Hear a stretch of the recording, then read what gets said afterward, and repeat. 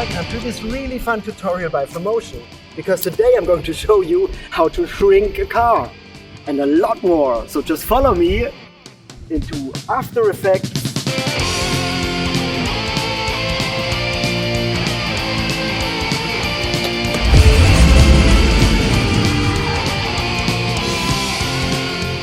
Today we are going big. We are diving into some crazy 3D compositing workflows, and I've got 3 insane shots lined up for you.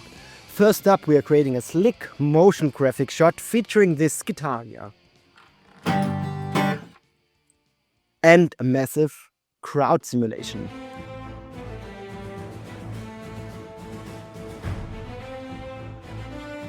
And finally, we're pulling off a high-octane VFX car shrinking shot.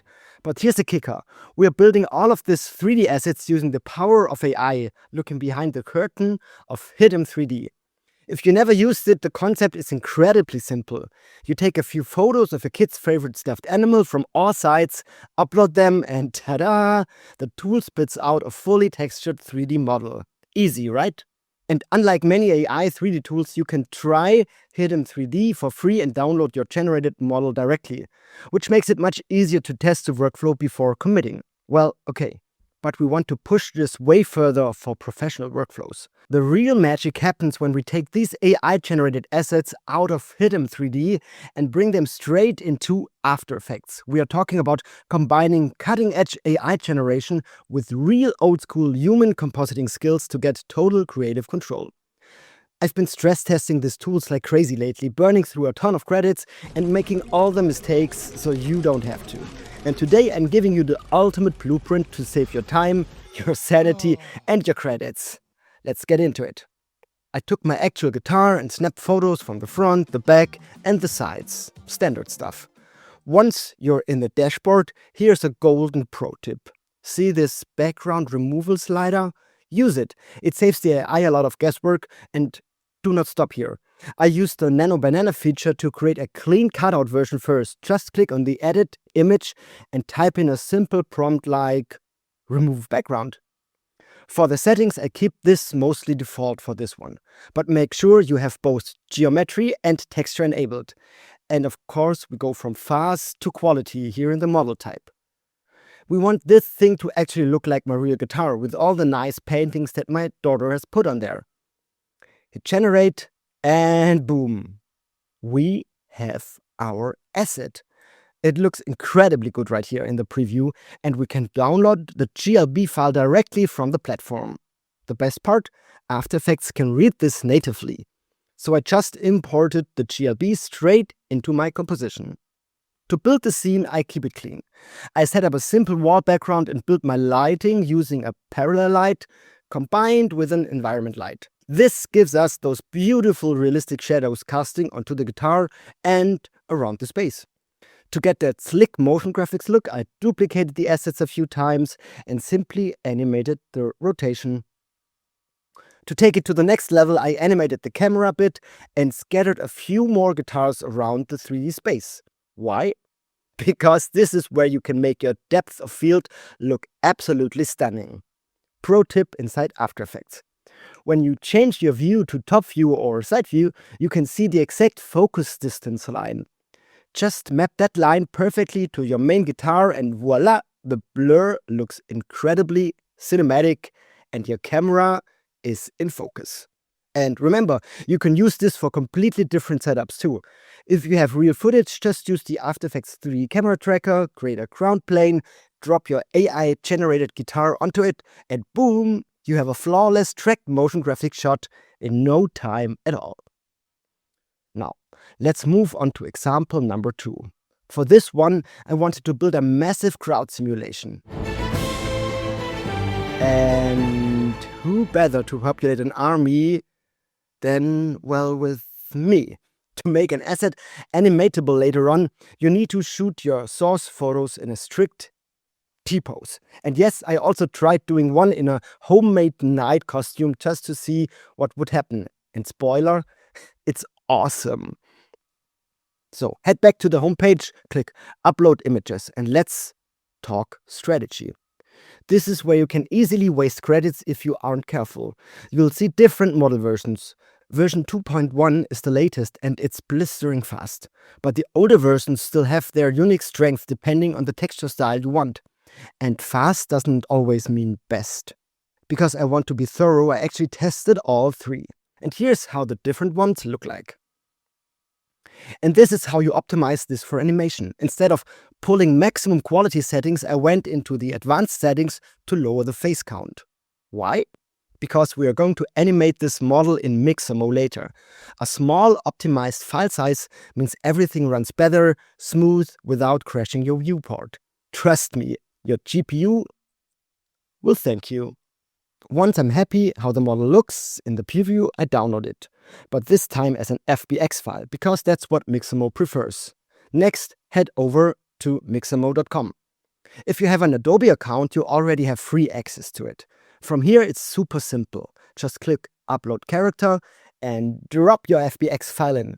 It takes a brief moment to process, and then you just have to place a few markers on things like your chin, wrists, elbows, knees, so the software understands where your joints are. Hit Next, and boom, your character is rigged. Over on the left panel, you have a massive library of motions. I'm going to search for a running animation. Check the preview from all angles to make sure it looks right, and download it again as an FBX. So, like in After Effects, I have this really cool moody background shot. To get our scene ready, I used the 3D camera tracker to analyze the footage. And depending on your video length, this can take a few minutes. But hey, you can work on different stuff while this is analyzing. So I always start with the tracker, and once I've done all the rest, the track is also finished. Work smart, not hard. Now, select a few tracking points on the floor, right-click and choose Set Ground Plane and Origin, and then Create Camera. Now we can drop our rigged FBX file right into the composition. Since we established our ground plane, we can easily position the model so it actually interacts with the environment. Then navigate to the animation settings in your FBX layer and you can select the running cycle we brought over from Mixamo. Now there's one catch. The animation only plays through once. How do we fix this? Well, it's incredibly easy. We're going to use an expression. We need to set keyframes for our timing first, but how do we get that? Just right-click on the footage and choose Enable Time Remapping. Then alt-click on the stopwatch on your animation property and start typing loop out. After Effects will actually auto-complete it for you. Hit Enter and just like that, the running cycle loops out forever. And even better, we can now use the time stretch feature on the FBX layer to speed up or slow down the animation. If we stretch it out to make it super slow, After Effects doesn't just show choppy individual frames, it smoothly interpolates the 3D animation data, which looks incredible. So to blend myself into the real world, I set up a parallel light to cast a sharp, realistic shadow onto our digital ground plane from the directional moonlight. Then under the material options for that ground plane, I set it to shadows only, so the original floor shows through, but catches my 3D shadows perfectly. To give it that final cinematic punch, I animate the C-depth of the character with 2 keyframes so it actually moves through the space. Then I duplicate the layer a bunch of times, scatter them around the scene and slightly offset the timing of the layers so they don't all start running in perfect sync. As a finishing tool to really sell the composition, I create an environment light and use the background shot as the source. And the result? A massive synchronized clone army that looks unbelievably epic. And just for fun, let's make one instance super big. So I'm a giant and make the animation super slow. As you move slower, the bigger you are. Nothing left to say. Peter Jackson would be proud. Finally, the last example, the cinematic car shrinking. I shot this footage of a real car, but to make it shrink I needed to clone it into 3D, so I could paint out the original car with a clean paint and replace it with a digital double. Now, you think you need a million angles of a complex object like a car, right? Nope. I went ultra lazy and ultra efficient here. I just used one screenshot of the car from the video itself. I uploaded it and removed the background first. Then I used the tool's multi-view generation feature to say, hey, build me all 4 angles you need for this. And voila, it mapped out all 4 sides perfectly from a single image, and it also already fits them into the upload image tabs. So all you can do here is really push the generate button. And in no time at all, we have a 3D car. And if you wish, you can even bring this further by splitting this up into its different components by clicking on separation, which will leave you with a model with different parts that you can texture separately in your software of choice. Well, even in After Effects, you get a visual representation of the different parts and can apply different materials to all of them. Just click on the file in After Effects and you get all the texture slots to play with. But I'm actually super happy with how the car turned out, right from the generator. So I don't even need to mess with any extra segmentation. I'm just going to import it directly into After Effects. For the plate, I shot this in a really clever way. First, I filmed the shot with the rear car parked exactly where I wanted it. Then I filmed a clean plate without the car, where I'm just walking around acting as if the car is shrinking in front of me. It's a super simple setup, but it sells the interaction perfectly. Right at the exact frame where the shrinking is supposed to begin, I drop in our 3D car asset and align it as precise as possible with the real one. To make the digital double blend in seamlessly, there are a few key tricks. First, the lighting has to match perfectly. I'm setting up another parallel light and position it so that the 3D shadows completely match the real-world shadow from the original footage. Next up, reflections. I'm actually using the original video I took of the car as an environment map. Because of that, the real lighting situation and the sky reflect onto the 3D body and the windows exactly how they did in real life. Hey, and if it still doesn't look 100% baked in and you want to tweak it further, just right-click the layer and choose Create 3D Layer Instance. Now you can apply some color correction effects. I usually add a curves or lumetri color effect to boost the contrast or fine-tune the colors until it matches the plate flawlessly. Now for the animation. I wanted the car to shrink, but to make it look dynamic. I animated it popping up slightly on the Y-axis while spinning it around on its own axis, using easy ease on the keyframes, of course. Then I jumped straight into the graph editor, which represents the motion way better than only the keyframes in the timeline.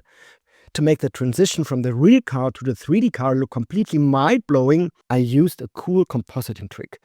I masked out the real car from the original footage and kept it active from the start until the exact moment it vanishes. I pre-comped that together with the 3D cars as well as copies of the light and camera, which leaves me with a composition that only contains the car from start to end.